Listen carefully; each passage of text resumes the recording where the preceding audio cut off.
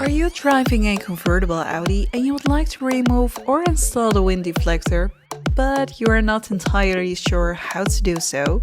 No worries!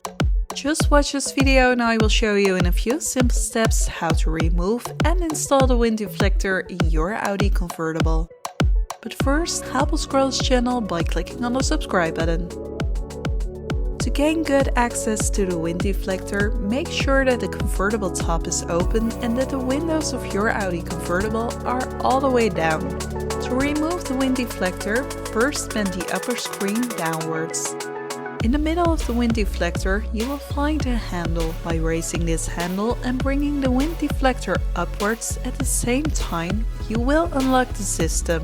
The wind deflector will bend in half and can be easily removed. In the luggage compartment you will find a storage bag in which you can store the wind deflector so that it remains undamaged. To install the wind deflector again, make sure that the convertible top is open and that the windows of your Audi convertible are all the way down. On each side of the wind deflector you will find these pins.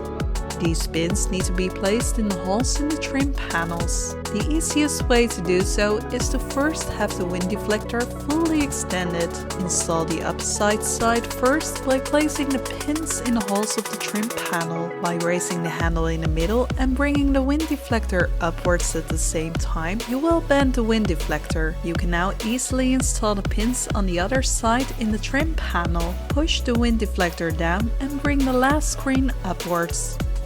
The wind deflector is now fully installed again. Thank you for watching this video and don't forget to click on the subscribe button to see more VAG Car Tutorials.